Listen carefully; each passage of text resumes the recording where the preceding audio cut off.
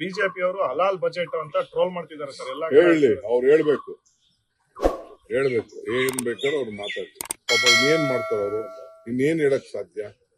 ಸತ್ಯನ ಮುಚ್ಚಕ್ ಆಗ್ತದ? ಸತ್ಯ ಏನಾದ್ರು ಮುಚ್ಚ? ಈಗ ಬಜೆಟ್ ನ ಕಣ್ಣಲ್ಲೇ ಓದಿದಾರೆ, ಕಿವಿಲೂ ಕೇಳ್ಕೊಂಡಿದ್ದಾರೆ.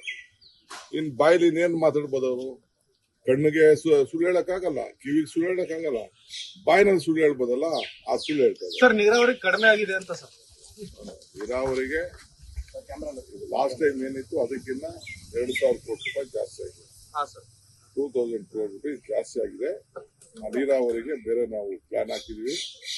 ಮುಂದಕ್ಕೆ ಕೆಲವು ಮಧ್ಯದಲ್ಲಿ ಕೆಲವು ಬೇರೆ ಅನೌನ್ಸ್ಮೆಂಟ್ ಆಗ್ತದೆ. ಬೋರ್ಡ್ ಅಲ್ಲಿ ಅನೇಕ ತೀರ್ಮಾನಗಳನ್ನ ಮಾಡಿದೀವಿ. ಅದು ಮುಂದಕ್ಕೆ ನಾನು ಅಸೆಂಬ್ಲಿ ತಿಳಿಸ್ತೀನಿ. ಬೆಂಗಳೂರು ಯೂನಿವರ್ಸಿಟಿಗೆ ಮನಮೋಹನ್ ಸಿಂಗ್ ಹೆಸರಿಟ್ಟವರೆಗೂ ಕೂಡ ಒಂದು ಸ್ವಲ್ಪ ವಿವಾದ ಆಗ್ತದೆ. ಅಲ್ಲದೆ ಅವರು ಅದ್ಯಾವ ದೀನ್ ದಯಾಳ್ ಎಲ್ಲ ಹೆಸರಿಡ್ತಾವ್ರೆ, ಮನಮೋಹನ್ ಸಿಂಗ್ ಹೆಸರಿಡ್ಬಾರ್ದ? ಇಂಟರ್ನ್ಯಾಷನಲ್ ಏರ್ಪೋರ್ಟ್ಗೆ ಫ್ಲೈಓವರ್ ಮಾಡಿದ್ ಯಾರು? ಎಲೆಕ್ಟ್ರಾನಿಕ್ ಸಿಟಿಗೆ ಫ್ಲೈಓವರ್ ಮಾಡಿದ್ ಯಾರು? ನೆಲಮಂಗಲ್ ಫ್ಲೈಓವರ್ ಮಾಡಿದ್ ಯಾರು? ನರಮ್ ಯೋಜನೆ ತಂದಿದ್ ಯಾರು? ನರೇಗಾ ತಂದಿದ್ ಯಾರು?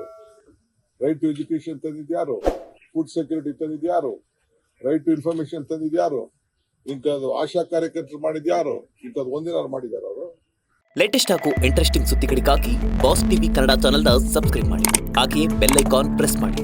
ಇದರ ಜೊತೆಗೆ ಫೇಸ್ಬುಕ್, ಇನ್ಸ್ಟಾಗ್ರಾಮ್, ಎಕ್ಸ್ ನಲ್ಲೂ ಮಿಸ್ ಮಾಡದೆ ಫಾಲೋ ಮಾಡಿ.